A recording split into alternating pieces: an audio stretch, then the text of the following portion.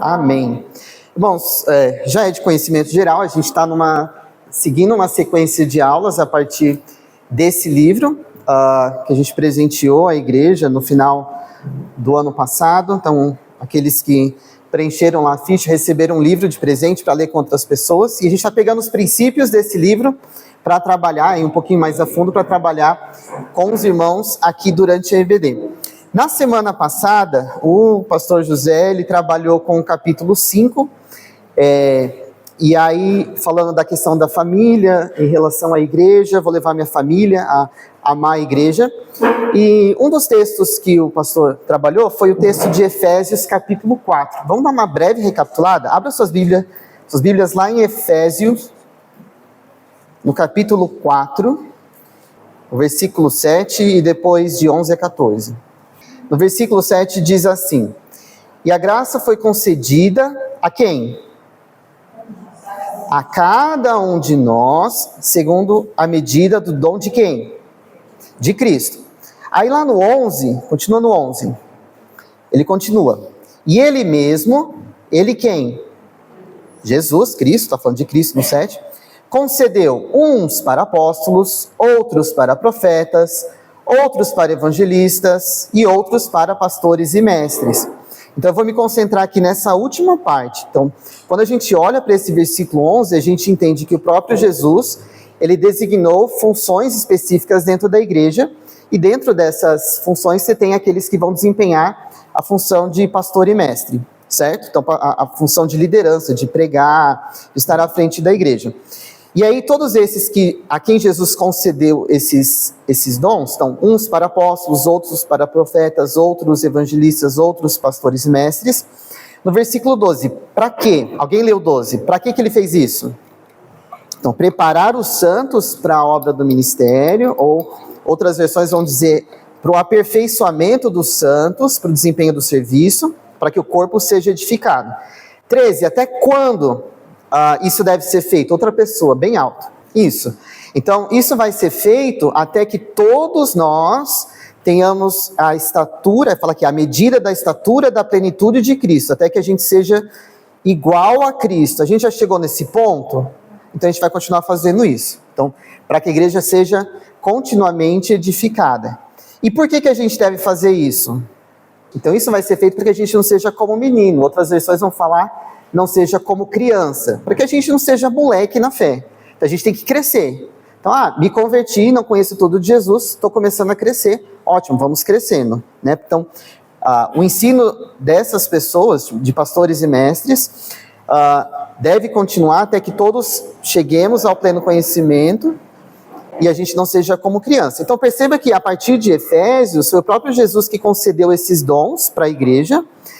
Dentre esses dons, você tem esses dons de estar à frente, dom de pregação da palavra, de liderança, e isso vai trabalhar junto com a igreja no cuidado das ovelhas, para que a igreja seja edificada, como a gente viu aqui, e cumpra a sua missão de proclamar o evangelho, né, de fazer discípulos, de fazer conhecedores de Jesus, e de glorificar a Deus, e fazer o nome de Deus conhecido. E aí, desse texto específico, eu queria destacar a questão dos pastores aqui, e aí eu vou estender isso para a liderança da igreja. Então, o capítulo que a gente vai trabalhar hoje, desse livro aqui, é o capítulo 4, de que eu vou orar pelos líderes da minha igreja. Então, nesse trabalho que Jesus designou, de colocar pessoas à frente da igreja, para ensinar a igreja, para pastorear o rebanho, você tem pessoas, homens, separados por Deus para essa função, mas que também precisam de cuidado. Então, a primeira coisa que a gente precisa lembrar é que o pastor, o presbítero, o diácono, o líder de grupo, que é de quem eu vou estar falando hoje, eles também são pecadores, e eu me incluo nisso, que também foram resgatados, como cada um dos irmãos, foram resgatados por Jesus, mas eles continuam nessa terra lutando contra o pecado. Então, enquanto você luta lá com os seus pecados, com as suas dificuldades, o líder também luta com as suas dificuldades. Você vai sair daqui hoje, sério, sim? Isso nem sempre é algo fácil de se perceber, né? Às vezes parece haver impressão, não estou falando dos irmãos, mas há contextos em que Irmãos pensam que se a pessoa está no papel de liderança, ela está no mundo à parte, longe de todo o pecado, de toda a dificuldade, toda a tentação. Amém, a gente queria que fosse assim, mas não é. E aí a gente tem que lembrar que enquanto esses líderes cuidam das ovelhas, trabalham no corpo, eles também estão lutando com as suas próprias dificuldades.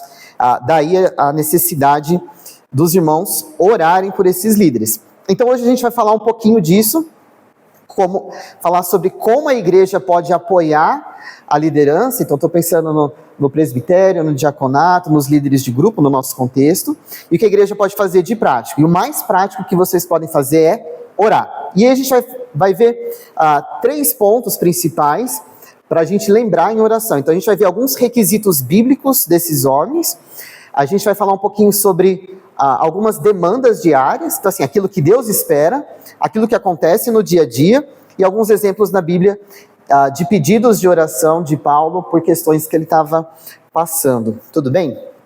Então, abram suas Bíblias no texto de 1 Timóteo, a gente vai ficar bastante tempo nesse texto. 1 Timóteo 3, de 1 a 7, começa dizendo assim. A gente vai ver primeiro quais são os requisitos para que alguém se torne presbítero, um líder dentro da igreja. Então, a palavra que Paulo vai usar aqui é bispo, mas a ideia é a mesma. Então, aquele que exerce a função pastoral.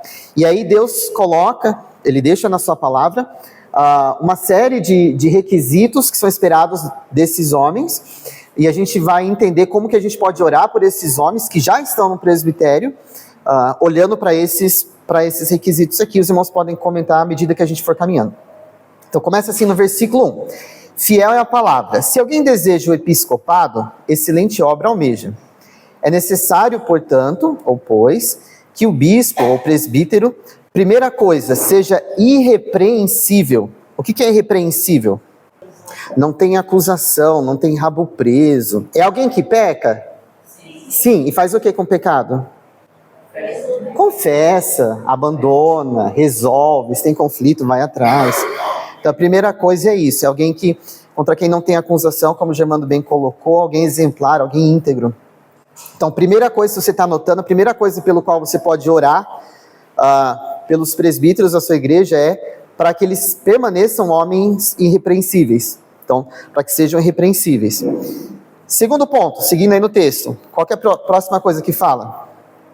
Esposo de uma só mulher. Então, a primeira coisa que se pressupõe aí é que alguém que é o quê? Alguém fiel, mas antes de ele ser fiel, ele tem que estar em qual estado? Quem falou? Casado, né? Então, alguém casado, que permaneça casado, que seja fiel esposa. Esposa de quantas mulheres? Uma, né? Uma. Certo? E aí entram outras questões também. Então, pode ser recasado? Não, não pode ser recasado. Pode ser divorciado? Não, não pode ser divorciado. Então, esse é o padrão para o presbitério. E que seja fiel. Quem foi que falou fiel à esposa? Fiel à mulher. Que seja fiel à mulher. Então, que não... mas eu só tenho esta esposa, mas vivo outro... Ou busco outras coisas na internet. Então, esposo de uma só mulher.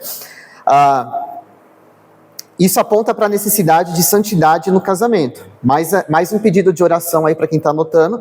Orem pelo casamento desses homens. A gente vai ver um pouquinho mais para frente que o próprio Paulo coloca que um dos pré-requisitos é que o presbítero saiba governar a sua própria casa. Bom, se ele não tem governo nem sobre sua casa, sobre o seu casamento, sua vida pessoal nessa área, o que vai ser da igreja? Então, primeira coisa, ore pela santidade no casamento desses homens. Então, ore para que seus pastores, seus presbíteros, eles estejam em dia com seus casamentos dentro das suas casas. Próxima palavra, moderado. Moderado é a ideia de alguém sóbrio, controlado, que não é estourado, que não é irado. Isso é sempre um perigo ou uma tentação, porque dentro do dia a dia, das demandas do trabalho da igreja, há a tentação de se perder a cabeça, de querer estourar. Então, é muito comum, e aí o pastor José vai poder confirmar isso até mais do que eu, porque ele está bem mais envolvido, é muito comum a gente ver às vezes a ovelha pedindo para que algo seja feito, então a ovelha às vezes está olhando uma parte só da demanda, e quem está na liderança às vezes está vendo o todo, e aquela uma parte não pode ser resolvida por conta de outras partes, e aí essa ovelha fica pressionando para... É isso que acontece às vezes, não é? Então, orem para que o presbítero seja moderado, que tenha moderação, e cooperem, em nome de Jesus, cooperem para a moderação desses homens também. Tudo bem? Outra coisa, próxima palavra, que ele seja sensato. É próxima à ideia anterior. Então, alguém que tenha bom senso, alguém que é controlado, alguém que é prudente nas decisões. Então, estando na posição de liderança, a gente tem que pensar sempre que qualquer decisão vai, de alguma forma, afetar muitas vidas, muitas pessoas, com pensamentos às vezes diferentes. E aí, às vezes, há a crítica da parte da igreja de que o presbitério não age tão rápido como deveria. E às vezes é prudente não agir tão rápido como deveria. E aí é preciso ter essa sensatez, e orem por isso também nesse sentido. Próxima palavra que Paulo coloca aí, um dos requisitos, é ser modesto. Essa palavra aqui é complicada, porque algumas traduções vão trazer como respeitável, outras vão trazer como viver sabiamente e ter boa reputação, e a palavra no original, no grego, é cosmos, que é a mesma palavra para descrever o universo. Assim, ora as bolas, o que tem a ver o ser presbítero com cosmos, né? A ideia aqui é de, assim como o universo tem uma organização própria, isso deve ser na vida da pessoa. Então, o presbítero ele deve ser ordeiro, ele deve ter uma vida ordenada, ele deve ter organização nas diversas áreas da vida. Então, na sua vida pessoal, nos horários, na questão financeira, na administração das questões do seu lar. Sabe quando a pessoa às vezes é toda bagunçada, você olha para a pessoa, você já fica sem ar só de... Então, o presbítero não deve ser uma pessoa assim. Então, orem para que os presbíteros tenham uma boa organização pessoal. Tudo bem até aqui?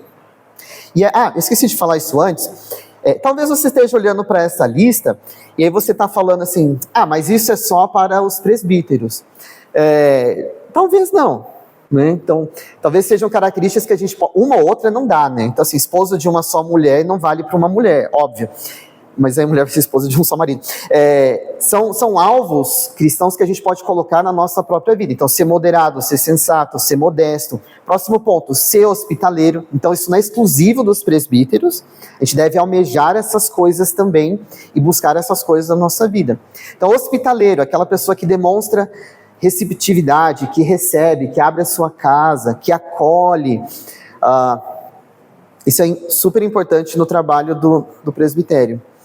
Outra questão, que seja apto para ensinar. No original, é que a pessoa tenha didática, que ela tenha facilidade de explicar as coisas. Por que isso é importante no trabalho do presbítero? Não é? De que forma que isso acontece? De que forma que acontece esse ensino? Quando que isso acontece? É só na pregação de domingo? Com a vida, numa aula, numa conversa, num aconselhamento, às vezes no meio de uma briga no jogo de futebol. O Zé às vezes conta as histórias lá do futebol de, olha, foi uma oportunidade para instruir alguma... Cara, é o tempo todo, então, orem para que esses homens estejam ou sejam aptos a ensinar e que saibam ensinar, como o William falou, com toda a sua vida. Próximo, isso a gente está só no versículo 2, isso foi só um versículo, hein? No. Versículo 3, não dado ao vinho, ou não beber vinho em excesso, ou não apegado ao vinho, não é uma proibição ao consumir vinho ou bebidas alcoólicas, mas a ideia aqui é de que a pessoa não deve ser controlado por isso, não deve ser um bêbado. E aí pensando individualmente, mas eu não bebo nenhuma bebida alcoólica, então tudo bem.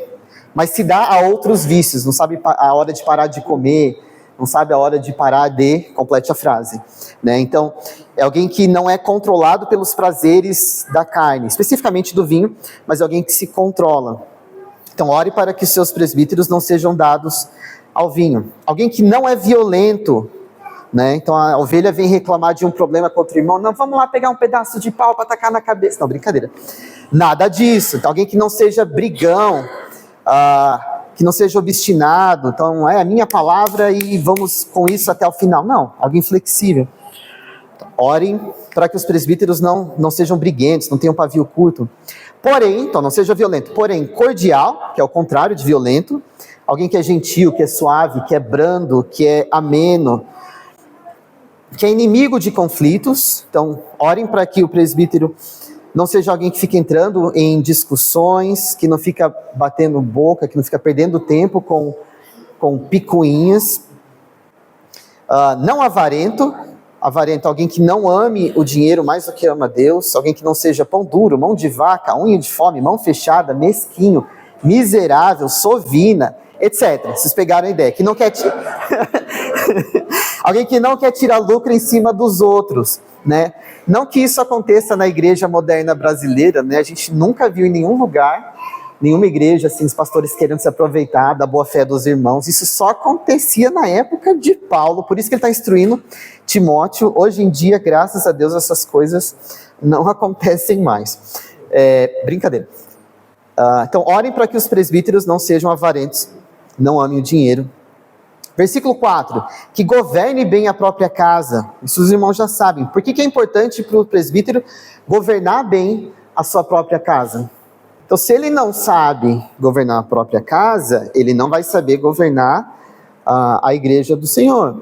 E isso é um princípio para todo mundo. Então, aquilo que eu quero fazer de servir na igreja, eu preciso saber fazer bem feito em casa, né? Então, a nossa casa é o parâmetro de serviço.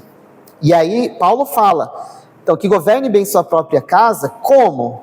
Olha o final do versículo 4. O que ele deve fazer? Eu só vi a voz, não vi de onde vi a voz. Criando os filhos sob disciplina com todo respeito.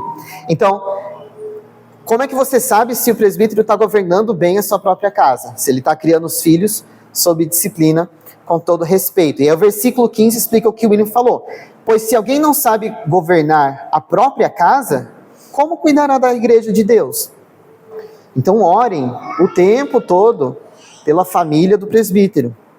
A gente falou do casamento, aqui está falando dos filhos, porque se as coisas não estiverem correndo bem dentro da casa, isso é um impeditivo para que ele exerça a função de presbítero.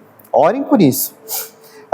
Versículo 6, que o bispo, é a palavra que ele está usando aqui, não seja recém-convertido, não seja alguém novo na fé.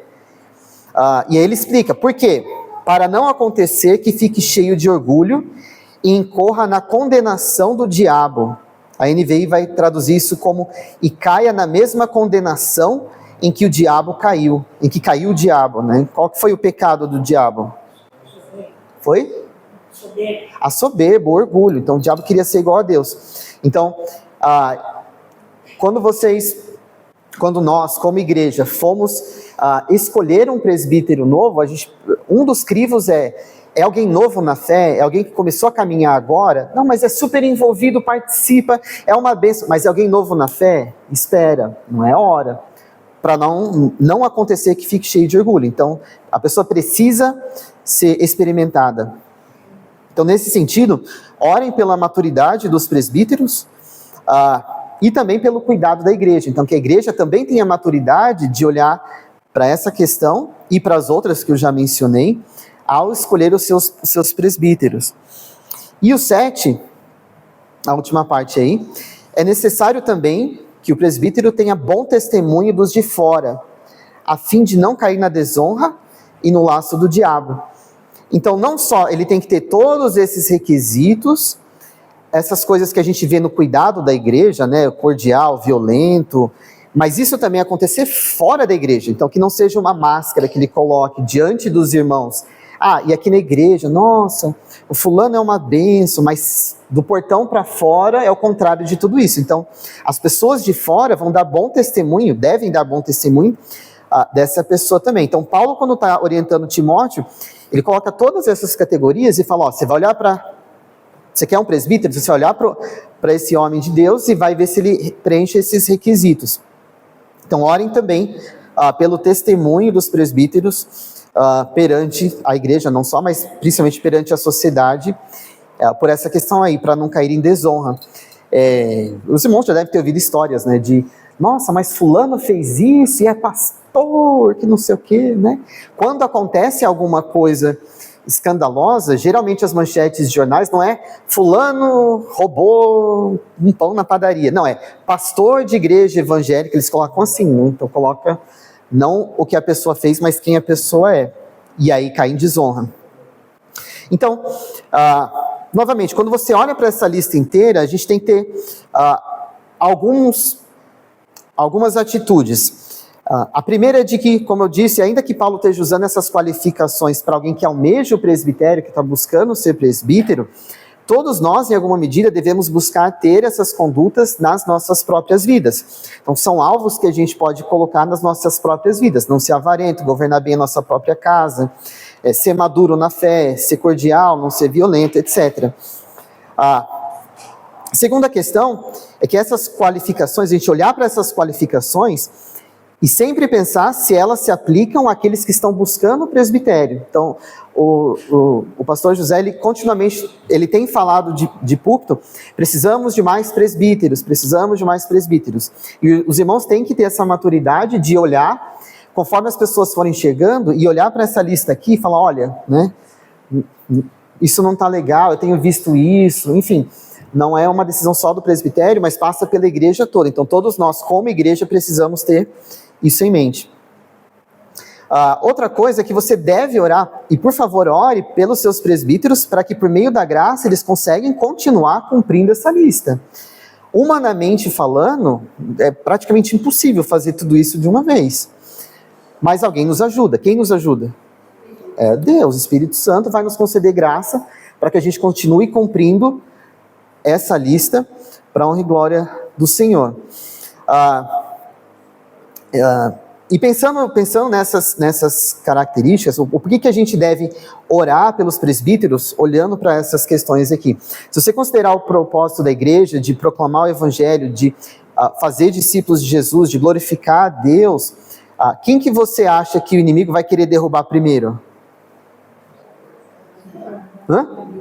Não é, pastor? Então, se você pensar numa guerra, você está numa guerra. Sua estratégia vai ser derrubar cada um dos soldados ou aquele que está à frente do batalhão? Né? A chance se você derrubar aquele que está à frente do batalhão, o resto dos soldados vai ficar igual barata tonta, né? Correndo para lá. E agora? Até eles se organizarem, né? E aí o resto do batalhão é mais facilmente atacado. Então, é muito comum a gente ver na nossa sociedade, infelizmente, problemas com o pastoreio, com o pastor ou a liderança, e como isso impacta, às vezes divide igreja, ou muitos irmãos abandonam a fé por questões assim, porque houve problemas ou escândalos dentro do pastoreio da igreja. Então, por isso, orem pelos seus presbíteros. Não só por eles, mas pelos diáconos também. A gente vai ver um pouquinho mais sobre os diáconos agora. Vamos olhar o texto de 1 Timóteo, na continuação aí do 8 ao 13. Alguém pode ler de 8 a 13? Bem alto, por favor. Antes da gente destrinchar esse texto aqui, duas coisas para a gente prestar atenção, duas ideias. E eu vou separar essas duas ideias para a gente ter isso bem claro. Então, a ideia de diaconia e de diaconato. Vamos pensar na diaconia como o serviço realizado dentro da igreja em prol do reino. Quem deve praticar a diaconia? Quem deve praticar o serviço em prol do reino? Todos. Então, nesse sentido, todo mundo, diante dos dons e talentos que Deus concedeu a cada um, é chamado para servir na igreja, a praticar a diaconia. O texto está falando do diaconato, que são homens que foram separados e tiveram a aprovação da igreja para exercer isso. Então, nesse caso, a gente vai falar para o Cláudio, neste momento. Tandandan. Brincadeira, irmão. Não é brincadeira, é sério. A gente está falando de diáconos. Então, assim, quem deve servir na igreja? Todo mundo. Então, todos foram chamados para a diaconia? Sim. Sim. Para servir na igreja? Sim. Sim. Para servir em prol do reino de Deus? Então, se você não está fazendo nada, comece a fazer. Você foi chamado para isso. Todos foram chamados para o diaconato? Não, então vão ser algumas pessoas específicas. Eu vou estar falando do diácono que exerce o diaconato, mas tem muita coisa aqui que servem para todos que exercem a diaconia, que somos todos nós. Então todos nós temos que servir ao Senhor. E servir não é necessariamente ter o seu nome dentro de uma escala. Servir ao Senhor o irmão lá ficou doente. Eu vou visitar, eu vou lá fazer uma oração.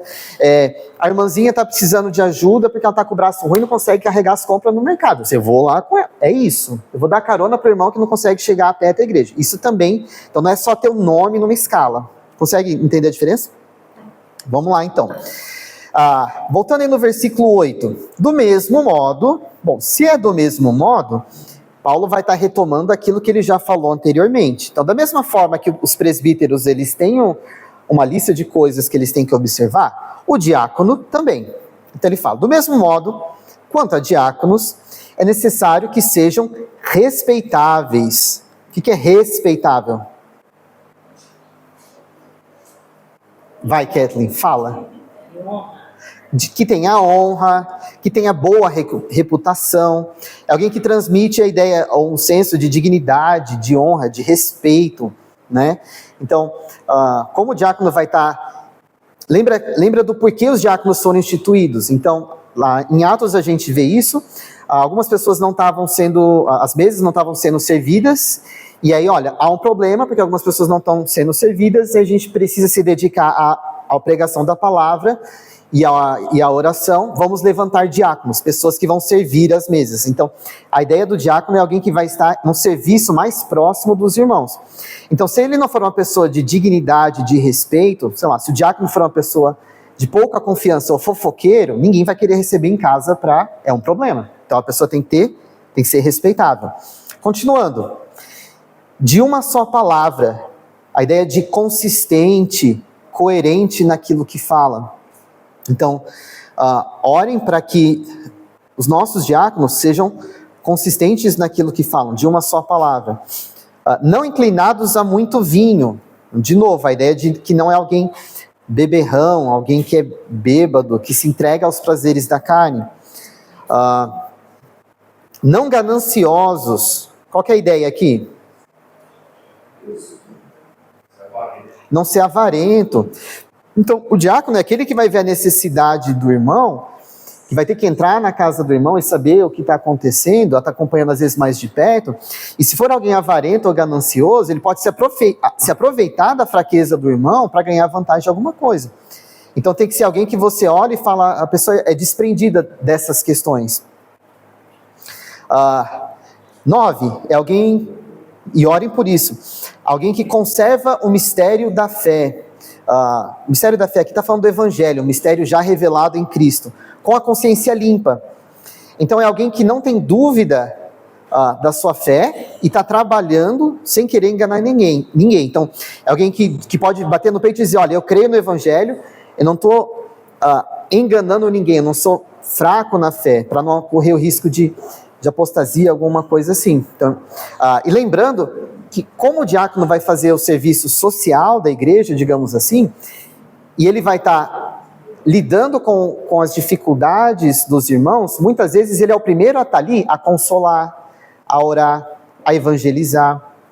O Cláudio vai confirmar isso para mim. Então, às vezes, numa visita, numa conversa, numa ida ao hospital, ele tem que ter muito claro qual é a fé dele e por que ele está ali, porque ele também vai fazer essa... não uma função de pastoreio, mas ele vai dar um encorajamento, ele vai, né, então, sei lá, digamos que o Cláudio vai levar uma cesta básica para um irmão da igreja, que perdeu o emprego e está numa crise, aí ele chega lá, o irmão fala, por que Deus permitiu que isso acontecesse comigo? Então ele tem que estar conservando o mistério da fé, então, com a consciência limpa, porque ele vai ter que testemunhar para outras pessoas, qual é o plano de Deus diante daquilo, e da importância do diácono, de todos nós, estarmos firmes na questão do conhecimento bíblico. Então, a gente não conhece a Bíblia só por conhecer. Então, o Cláudio não pode chegar para um irmão numa dificuldade, alguém que perdeu o emprego e está lá para ajudar, né? Ele levou uma cesta básica, igual o exemplo que eu disse.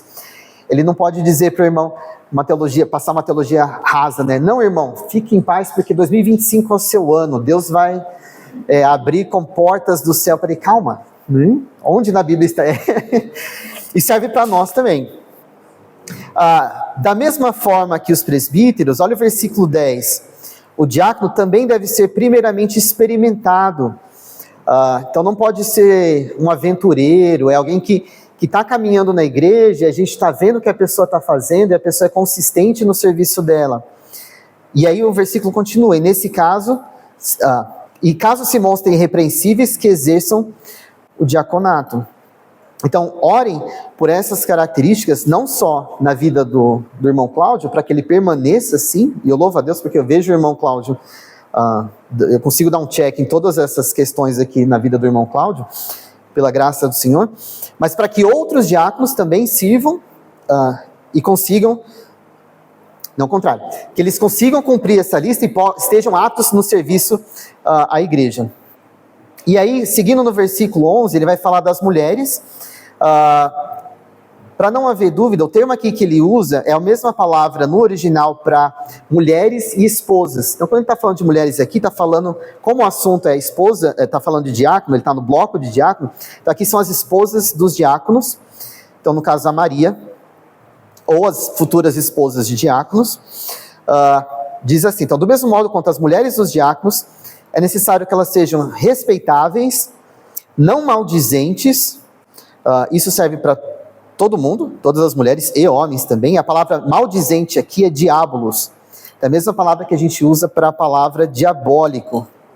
Então é a mulher que não fala mal, que não critica, que não acusa todo mundo, que ela cuida da boca. Então a esposa de diácono, ela não pode ser maldizente, moderada e fiel, para poder dar o suporte que o diácono precisa. Então tem algumas situações em que o Cláudio, por exemplo, não pode chegar na casa de uma mulher que vive sozinha, ele vai com a Maria ou ele manda a Maria, correto? Então a Maria acompanha. É importante que a esposa do diácono também cumpra esses requisitos, orem pela esposa do diácono. Continuando, da mesma forma que os presbíteros, o diácono seja marido de uma só mulher, governe bem os seus filhos e a própria casa, e aí ele explica, pois os que desempenharem meio diaconato alcançarão para si mesmos uma posição de honra e muita ousadia na fé em Cristo Jesus. Então, orem para que o diácono atual e os futuros diáconos da nossa igreja e aqueles que estão exercendo liderança, os presbíteros, os líderes de grupo, para que eles permaneçam firmes na caminhada. Essas duas listas que a gente olhou aqui em 1 Timóteo, elas são apenas, única e exclusivamente, exigências bíblicas, tá? Então assim, o que Deus espera? Só tudo isso, né? Mas no dia a dia da igreja, há outras demandas, há outras coisas que às vezes a gente não esperava. Ninguém me falou em nenhum lugar que ia acontecer isso. Quais são essas demandas que os irmãos acham que existem? No dia a dia do pastor José Hilário, o que vocês acham que acontece? Nada. O José fica o dia inteiro deitado na rede tomando café. Quais demandas? O que acontece no dia a dia? O que é a rotina de um pastor? O que faz um pastor? Esse ser. Descubra hoje. Ele estuda a palavra. Ele ora pelos da igreja. Às vezes surge um imprevisto. É às vezes que acontece, Zé? Problemas familiares da igreja. Consolar. Ele tem as questões na casa dele, então às vezes ele está preparando a pregação, alguém ligou porque aconteceu alguma coisa, o filho caiu, bateu a cabeça, apagou. O que você faz primeiro? Se senta e chora. O que mais? Discipulado, aconselhamento, promover a comunhão, né? Amém. Planejamentos. Eu coloquei planejamentos mais diversos, então discipulado, aconselhamento. Eu coloquei algumas demandas aqui, os irmãos já falaram. A lista não é exaustiva, não coloquei tudo possível. Algumas demandas cotidianas. Oi? Alguém falou?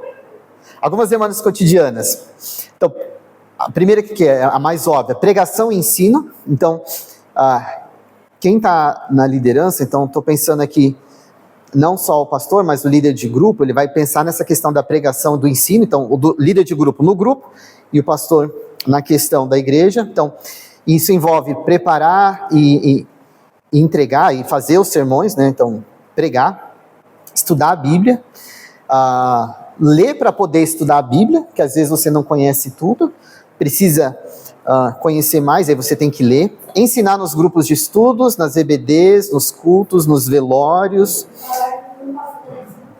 Entra no discipulado, então, discipulado e aconselhamento, então, dar acompanhamento bíblico nas mais diversas questões, então, não só para os novos convertidos, mas para aqueles que estão se preparando para o presbitério, aqueles que estão no diaconato, aqueles que estão em conflitos, orar e interceder pelos irmãos, pelos membros da congregação, pela igreja, por diversas situações, aquele que faz visitas, quando os irmãos estão doentes, hospitalizados, passando por dificuldades, ou às vezes para ter comunhão, participa de evangelismo, quer organizando ou quer liderando, também a questão, como a irmã Eunice colocou, ele treina futuros líderes para os ministérios da igreja, tem questões administrativas nisso tudo também, então, lógico que quem vai fazer isso mais de perto é o diácono, o diaconato vai estar mais próximo disso,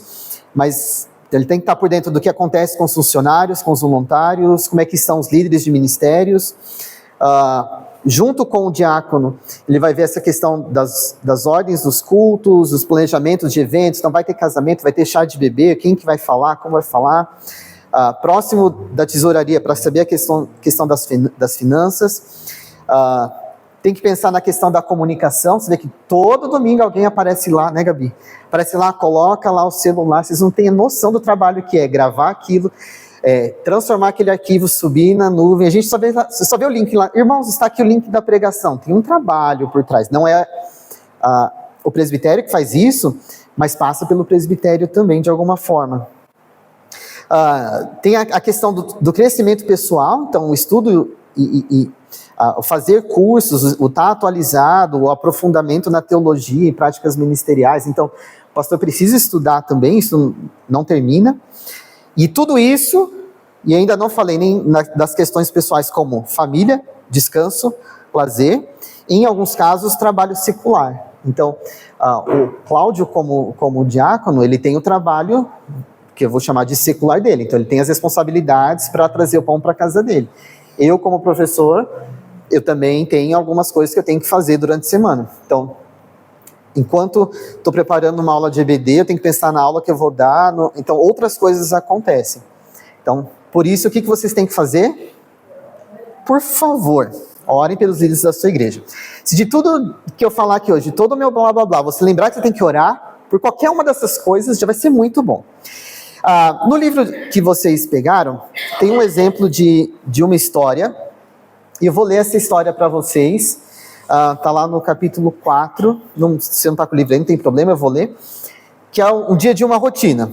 Então, imagina numa situação em que o pastor acordou de manhã, falou, hoje eu vou preparar a minha pregação, mas as coisas começaram a acontecer. A história é verdadeira para o autor, e é muito possível que o José Hilário já tenha passado por várias situações assim. Começa assim. É manhã de quinta-feira. O pastor Mike tem uma janela em sua agenda, algo bastante raro em sua rotina sobrecarregada. Na verdade, esse momento não é bem uma janela. Ele reservou um tempo para terminar a mensagem que pregará no próximo domingo. Sua Bíblia está aberta. Materiais de estudo estão próximos. Ele começa a estudar. Então o telefone toca. Seu assistente relata um acidente de carro envolvendo uma família da igreja. As ambulâncias já estão a caminho do hospital. Mike deixa todo o material de estudo sobre a mesa e corre até o carro. No caminho para o hospital, seu assistente liga novamente. Toda a família Jones, composta por 5 pessoas, estava no carro. Nenhum deles está gravemente ferido, exceto Gary, o pai da família. Sua condição é grave. O pastor Mike entra no pronto-socorro. A família acabou de ser informada de que o pai não sobreviveu. Eles veem seu pastor e correm para ele soluçando, em completo choque. Mike está lá para confortá-los. Ele fica com a família durante 3 horas, até poder ter certeza de que há um número suficiente de irmãos e de outras pessoas para cuidar deles. Mike volta para sua casa para ver sua esposa e comer um sanduíche rapidamente. Agora já entardeceu. Ele não tem certeza se consegue voltar a preparar sua mensagem de domingo, mas sabe que precisa fazê-lo. Ele deve lutar contra o esgotamento emocional que enfrentou naquela manhã e terminar a mensagem. Mas enquanto caminha de volta para a igreja, seu assistente se desculpa e conta que 2 pessoas precisam falar com ele. Essas pessoas disseram que seus assuntos são muito urgentes. Mike então se encontra com os 2 homens. O primeiro é o líder de adoração da igreja. Gente, líder de adoração só dá problema. Ele está passando por problemas em seu ministério e pensando em desistir. Durante 2 horas, Mike ouve, consola e tenta incentivar esse membro da equipe de liderança. O próximo visitante toma Mike de surpresa. George é um dos principais líderes dos obreiros da igreja. Mike o considera um amigo e uma pessoa incrivelmente vital na liderança geral da congregação. George fala com dificuldade. Minha esposa está tendo um caso extraconjugal. Não há mais palavras durante os próximos 5 minutos, apenas lágrimas e soluços. Mike fica com George por mais de 2 horas. Eles oram juntos e conversam sobre os próximos passos. Já são quase 5 horas da tarde. Mike está cansado demais para tentar voltar à mensagem que pregará domingo. Em vez disso, começa a olhar sua caixa de e-mails lotada. Ele recua quando vê o nome de um dos remetentes de um e-mail, mas não consegue se conter e abre a mensagem. Quem envia a mensagem é uma irmã que o critica mais frequentemente na igreja. Ela tem 2 reclamações. A primeira irritação está relacionada a algo que Mike disse durante a pregação no último domingo. A segunda dizia respeito ao fato de Mike não visitar sua cunhada, que havia passado por uma pequena cirurgia ambulatorial no dia anterior. A mulher não é membro da igreja, e Mike não sabia nada a respeito da cirurgia. Pastor Mike fecha o laptop e se dirige lentamente até onde está seu carro. Ele para em casa para fazer outro lanche rápido de janta. E então precisa dar atenção à família Jones, que está enlutada. Ele permanece com sua própria família por algum tempo, mas precisa se retirar antes das 19h30, pois assumiu o compromisso de fazer uma oração pública antes de um jogo de basquete local. Várias pessoas querem conversar com ele depois do jogo, então ele só chega em casa depois das 21h. Ele entra em seu pequeno escritório em sua casa, fecha a porta e começa a chorar. Gary Jones, o pai e marido que faleceu no acidente, era o melhor amigo de Mike. E essa foi a primeira chance que Mike teve para lamentar a morte do próprio amigo. Uau! E aí, percepções? Comentários? Então, é muito mais difícil do que parece. Então, quando a gente... isso é um dia. Assim, o que ele vai fazer no outro? Porque domingo a pregação tem que ser entregue. Então, muitas vezes a gente olha o pastor José Hilário lá, e a gente pode ter, ou qualquer outro pastor, presbítero, a gente pode ter a tentação de, hoje a mensagem não me agradou. Hoje a ilustração não foi tão simples assim, não funcionou. Nossa, que piada boba. O pastor não devia contar piadas. Enfim, passam pensamentos. Ou, semana passada, eu estava com essa luta. Gente, está muito quente, eu não consigo me concentrar na pregação. Mas a gente não tem noção do que se passa na cabeça, muitas vezes não tem noção, agora você já tem noção, do que se passa na cabeça do pastor, do presbítero, até chegar esse momento da pregação, ou que passa na cabeça do diácono, até chegar aquele momento de, olha, o evento ocorreu, houve o café da manhã, legal, todo mundo serviu, a mesa estava farta, mas assim, o que aconteceu antes para que aquilo chegasse naquele momento, né? Ou o líder de grupo que levou o estudo lá no grupo, mas assim, o que ele passou durante o dia? E às vezes a gente não tem noção disso e é muito fácil criticar o que a gente está vendo ali naquele momento e não trazer uma palavra de encorajamento, uma palavra de oração. Lembrando que existe sobre aqueles que compartilham a palavra não só a cobrança da própria igreja de fazer aquilo bem feito, mas a cobrança da parte de Deus. Porque se a palavra não for pregada com fidelidade, isso vai para a conta do presbitério no dia do juízo, como o Zé gosta de falar, né? Então, somos nós que respondemos por isso. Então a gente tem que tomar cuidado, né, com com as nossas atitudes em relação àqueles que exercem a liderança, porque eles não estão só naquele momento, eles têm outras coisas que a gente não tem noção. E eu anotei alguns comentários, algumas atitudes que a gente tem que tomar cuidado, né? Por exemplo, mandei uma mensagem pro presbítero, pro diácono, pro líder de grupo, ele viu, mas nem me respondeu, faz 5 minutos, por que tá me ignorando? Já fica bravo, né? Já não vai responder, né? Ou, outro exemplo, mas eu fiquei doente essa semana e o presbítero, ou o diácono, ou o líder de grupo nem foi me visitar, mas eu não avisei ninguém, mas ninguém foi me visitar, então, né, avisa, olha, orem por mim, estou doente, essa semana eu fiquei doente, mandei um monte de mensagem, ore por mim, estou doente, mas estou bem, quase. Ou às vezes, brigar com a liderança por conta de coisas pequenas, né, eu estou com uma unha encravada, ninguém veio orar aqui para mim, né, ninguém veio orar aqui comigo. E não pode ser o diácono, não pode ser o líder do grupo, não pode ser o irmão da igreja, tem que ser o pastor José Hilário. O coração dele tem poder, né? Ele tem poder na oração. Não é Deus que dá o poder, né? Eu estou exagerando aqui, mas esse tipo de atitude que às vezes acontece, demonstra um coração que não entendeu a função pastoral, a função do diácono, e também não entendeu a unidade do corpo. Então, se alguém está passando por uma dificuldade, a igreja tem que cuidar. Lógico, o pastor, né, vai estar à frente disso, mas a igreja pode exercer esse cuidado, e deve. Lembra que a gente falou na primeira aula, quando a gente falou do livro, da questão da unidade? Então, se a minha unha está encravada, eu não posso falar assim, a mão direita tem que vir, só vale a mão direita, porque a esquerda, a direita está fazendo outra coisa, né? A esquerda pode ajudar lá. Ou outras partes do corpo, porque assim, se a unha está encravada, qual parte do corpo vai doer? Não é, o corpo todo inteiro sofre. A gente tem que tomar cuidado com isso. E também entender essa rotina do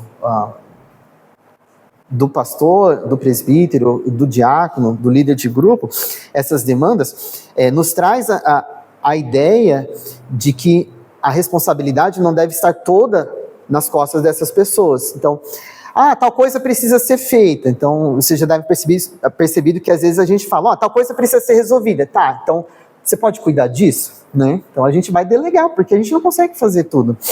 E graças a Deus que a gente não consegue fazer tudo, porque a beleza da unidade da igreja é a unidade da igreja. Então, se cada um estiver exercendo a sua função, todo o corpo é edificado. Certo? Vocês tinham noção de que a rotina pastoral poderia ser tudo isso? Não? Mais ou menos? Às vezes? Às vezes é pior. Por isso que vocês têm ouvido de púlpito várias vezes, que nem o presbitério deve ser feito por uma pessoa só, nem o diaconato deve ter um diácono só. Então, precisam ser pessoas, no plural, homens, para exercer isso, porque a responsabilidade é muito grande, as demandas são muito grandes. E isso ajuda a explicar também por que a gente, e os irmãos têm visto o resultado disso, por que a gente não tem uma agenda tão cheia durante a semana. Então imagina que numa situação dessa, o pastor tivesse, nessa história aqui, o pastor ainda tivesse mais 3 reuniões, que são reuniões costumeiras daquela semana, no mesmo dia.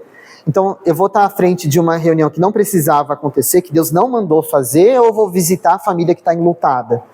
Entendeu? Então, como lidar com isso? Então, por isso que a gente tem uma programação simples na igreja. Grupos de discipulado durante a semana, então você participa do seu grupo, EBD, culto. O mais simples possível, para que haja tempo de cuidado, não só do pastor, dos diáconos, dos líderes com a comunidade, com os irmãos, mas dos irmãos com os irmãos, né?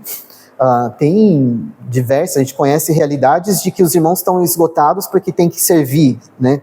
O irmão toca violão, só tem um irmão que toca violão na igreja, tem programação, terça, quarta, quinta, sexta, o irmão tem que estar lá, terça, quarta, quinta, sexta, é muito puxado, por isso que a gente enxugou para aquilo que é essencial. Vamos ver alguns pedidos de oração no Novo Testamento? Paulo compartilha alguns pedidos nas cartas que ele escreve. A gente pode se identificar com esses pedidos aqui também. Abram lá, certo? A gente pode se identificar com esses pedidos também. Abram lá em Romanos 15. O que Paulo está pedindo aí? Romanos 15, 30 e 31. 15, 30, 31. O que Paulo está pedindo para que os irmãos orem? O que os irmãos façam? Desculpa. O que ele fala antes de orar? Ele usa uma expressão interessante aí. Pelo amor do Espírito? Não pelo quê? No 30. Como é que eles devem... Ele usa... Rogo-vos em nome do Senhor que faça o quê? Que lutem. Como que a igreja ia lutar com Paulo? Aí no versículo. Nas orações. Então você quer lutar com a liderança da igreja, lute nas orações. Né? Ah, mas eu não tenho capacidade de fazer tal coisa. Mas você sabe orar. Você sabe orar. Você chegou até aqui, você já sabe orar. Então lute junto com a liderança nas orações. Aí Paulo coloca os pedidos. Para que eu me veja livre dos rebeldes que vivem na Judeia. Então, aqui a gente está falando só do cuidado das ovelhas, né? Então, aqueles requisitos, mas sempre tem os rebeldes, né? Então, sempre tem as ovelhas, mas tem os bodes também. Então, Paulo está pedindo para que eu me veja livre dos rebeldes na Judeia e que o serviço em Jerusalém seja aceito pelos santos. Então, o orar pela liderança é lutar juntamente com a liderança, certo? Então, lute em oração com a liderança da sua igreja.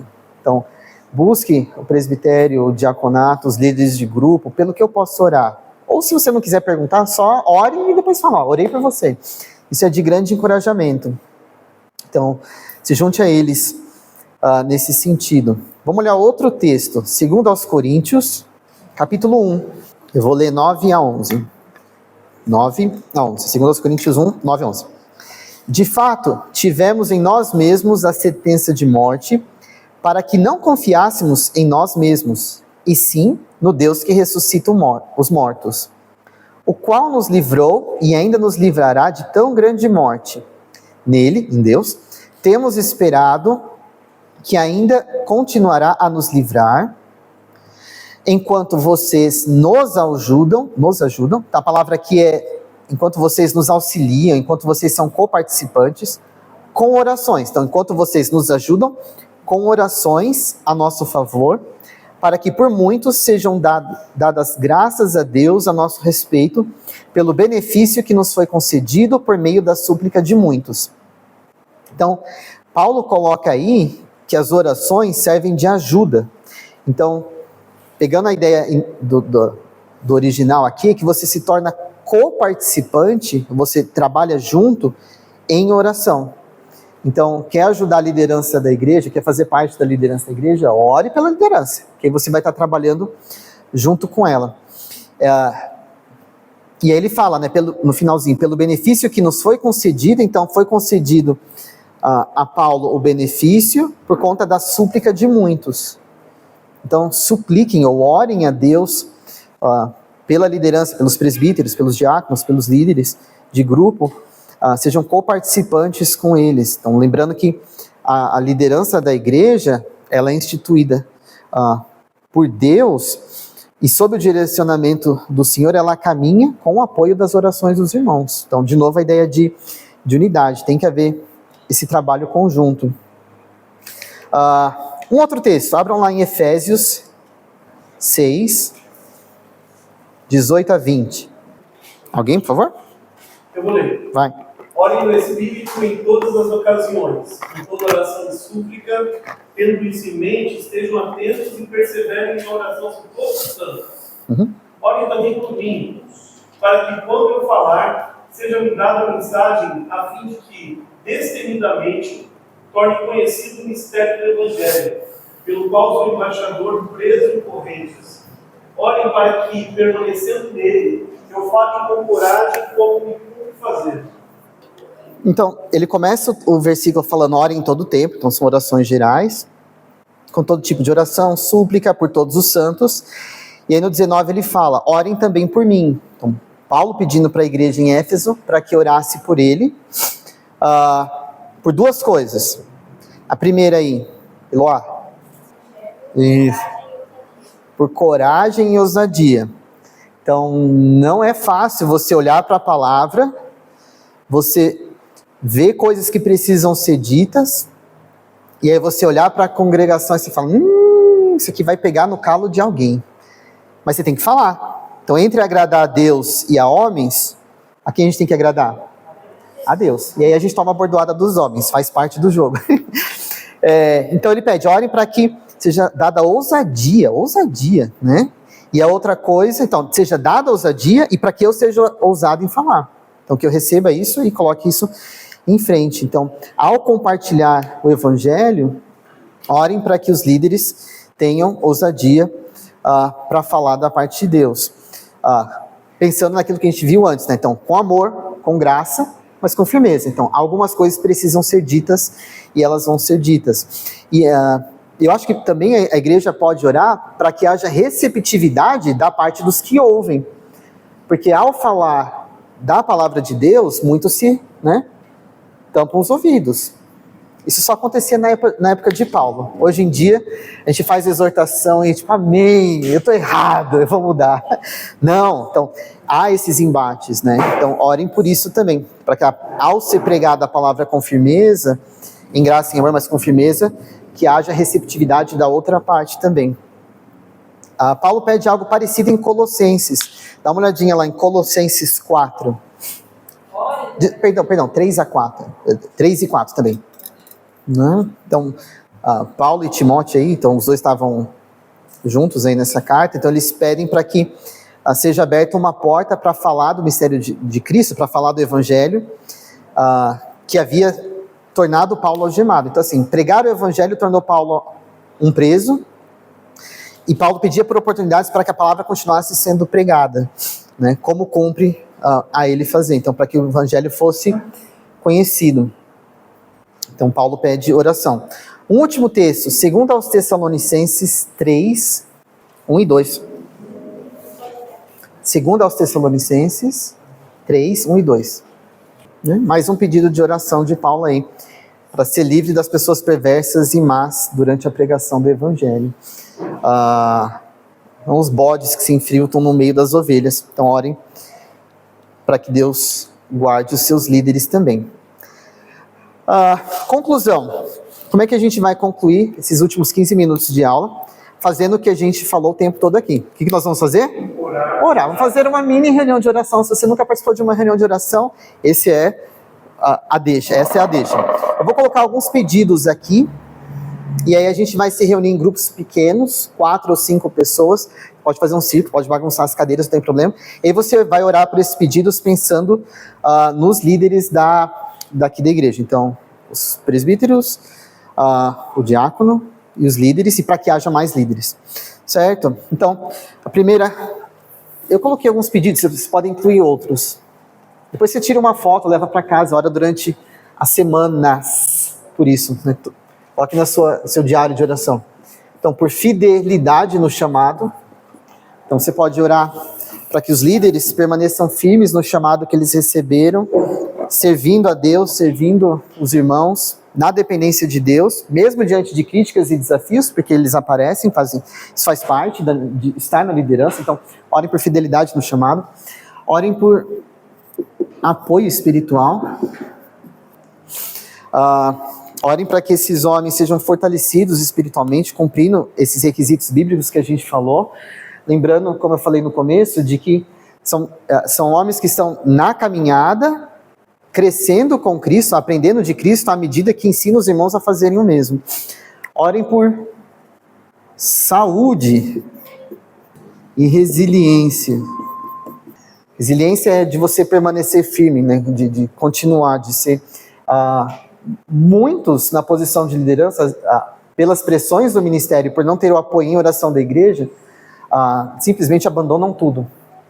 Então, orem por saúde, por resiliência, orem por sustento nas demandas.